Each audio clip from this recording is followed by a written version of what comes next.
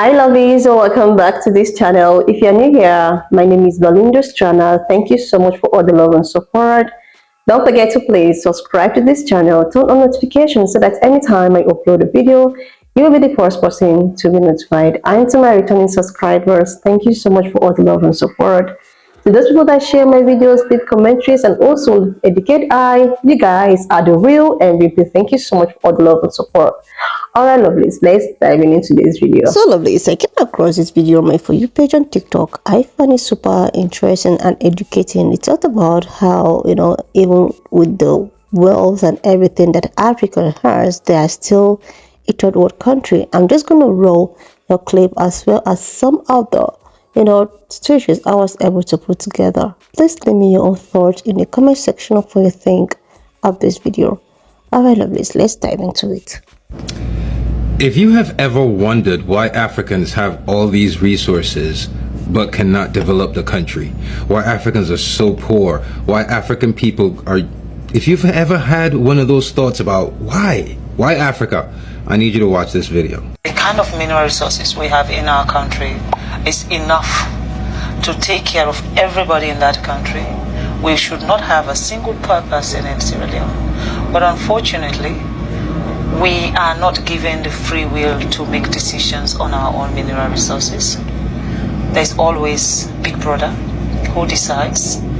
And when you fight and say, no, we are not going to do this, they use the system to stop you. It's either they set you up with the opposition and they'll be supporting the opposition against you from the back, or they cause unnecessary chaos in your country so that you are not able to even govern your own people. They will do things to make you not to be functionable. And of course, any country that don't have peace cannot develop. You have to have peace before you talk about development. I'll give you a simple example about Sierra Leone. Every mining company that is in Sierra Leone today is owned by a foreigner. Every mining company.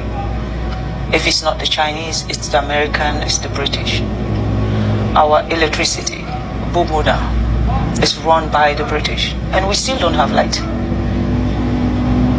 We're looking for light, electricity. If you don't have electricity, how can you talk about education? How can you talk about health facility? How can you talk about improving the infrastructure of your country? We don't have electricity.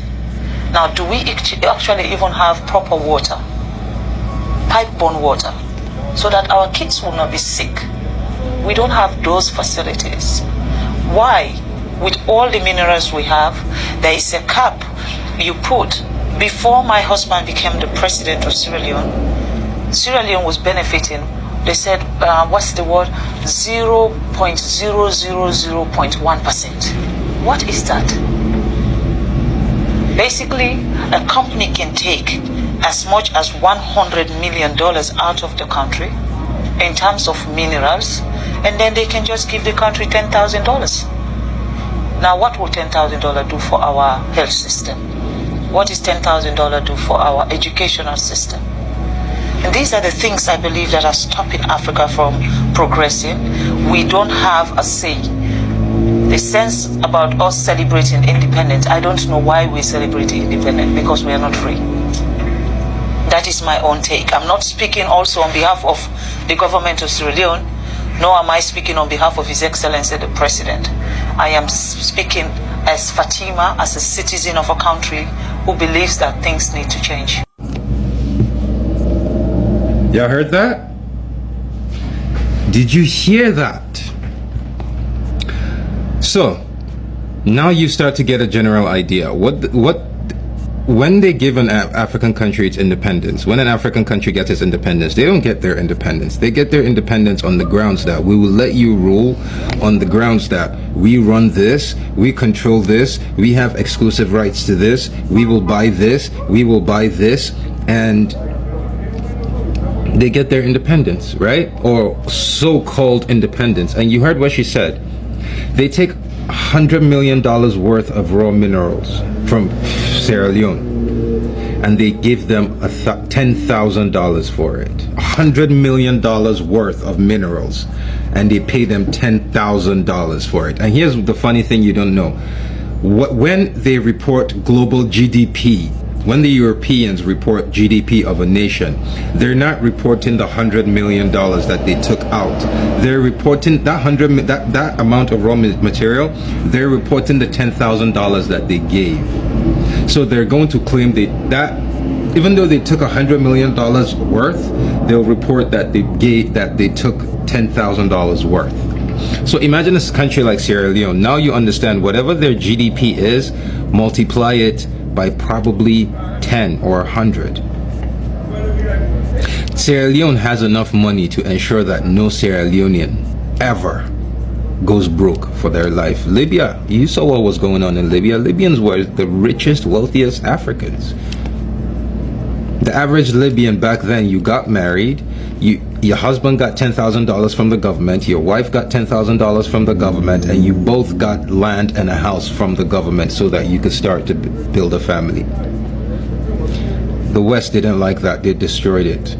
Because Gaddafi was trying to do the exact same thing to every other African country. And the reality is, if every African country starts to do that, white people, every day on the news, it will be, deport these Europeans. They're coming here. We don't want them. They stink. Their country is poor. That's the reality. That's the reason why there is not a weapons manufacturer in Africa, because Africans cannot have the weapons to fight back, to take control of their country. So that's what that's what the Sahel Alliance is slowly trying to do, is put us in a position that see right now with the Sahel Alliance, these countries, Mali, Niger, Burkina Faso, Guinea, they all have enough wealth that no citizen would ever be broke. When I say broke, the average poorest citizen from that country who relies 100% on government assistance will be able to vacation 3-4 times a year to Europe, and when he goes to Europe, he or she will have more money than a middle class European. That's how much wealth they have. What the Sahel Alliance is trying to do is ensure that anybody who comes in to try and start some shit or start a war, you're going to face not just that one country. You're going to face multiple African countries fighting for their rights and their resources. So all of you who have been wondering why Africans are poor, why Africans are not developed, why Africans this, now you have your answer. No company in Nigeria is the 4th largest oil producing country in the world. No Nigerian company controls Nigerian crude oil. Nigeria does not control its crude oil. There's a facade. Yes, we have smaller companies that make change. No Nigerian company does that. Dangote refinery is about to be the first one, and even that, honestly, I'm not.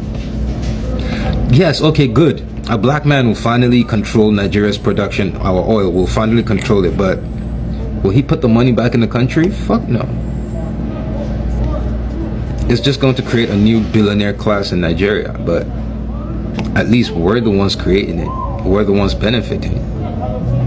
Like, seriously, lovelies, this has been the order of the day. A lot of people, keep on talking about how Africa entirely is still the way they are, how with all of the things that they have, why is it that they're still in the third world country? Why is it that they are still in the third world? A lot of tan-colored people, especially from the European countries, tend to tell most of the African people they see over there that they should go back to their country. Why are they coming to Europe? Why are they migrating to Europe? Why not stay in your country when you say that your country is all blessed with all the natural resources that you boast about? This is the reason why Sierra Leone is not even the only country that is suffering like this. The same thing is happening in Congo. Look at Congo. Look at the way they have. Oh my goodness. This is the place that they get everything which they use to produce everything that you see. All the gadget. Are we going to talk about the phones, the electric cars? All of those things are gotten from Congo. Look at Syria. Look at These people get independent, but they are still in control. That is why, sometimes a lot of people, when I make some of my reactions video, people tend to like, why are you still talking about something that is no more in existence? Slavery has been abolished. Colonization has been, stopped long time ago. These people don't disturb you guys again. So why do you keep on complaining? You guys should just go back to your home and build your place and with a lot of go back to your country that is trending all over the social media. Why would you want them to go back to a place that your own people have refused to leave their land? You guys, have abolished everything, but you are still in a modern time slavery. You are still enslaving these people. You are still controlling these people. And when any of these African leaders decide to maybe stand up to their feet and maybe talk and try to like challenge them, they do whatsoever they know how to do best. Like, I keep on asking myself this question: to what end? To what end? Even if, like, when are all of these things going to stop? To the extent that as an African leader, when you even stand up to speak, you become a target for them. They might just put you out. They try as much as they can to fix whosoever they think that they can control. And you're still telling everyone that, oh, these people are free. They can do whatever they want to do. But you are still in control of these people. The same thing France is doing to Africa. The same thing. These people are ripping and taking so many things right from the time of slavery till date. They're still doing the same thing. And when these, black people decide that, okay, since you guys are taking our resources, you're taking everything that's going to make our life a better place, and even if we want to retaliate and try to like, okay, we want our stars back, you guys will plan a way to take these people off. Then they decided that, okay, we're going to migrate to your place and at least enjoy whatever thing you are getting from our town.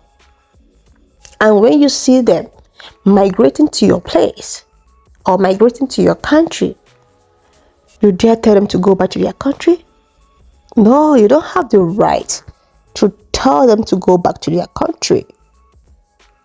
You should tell your people to stay away from their country and resources before you tell anyone to go back to their country.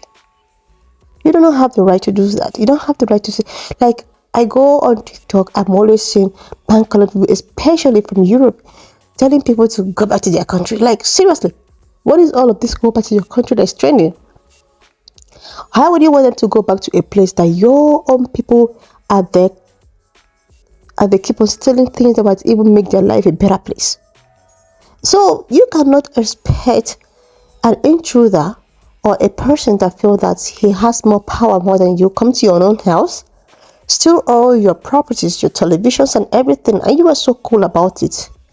You decided that, all right, since you've stolen everything I have, I'm going to come to your house and enjoy all the things you stole from me.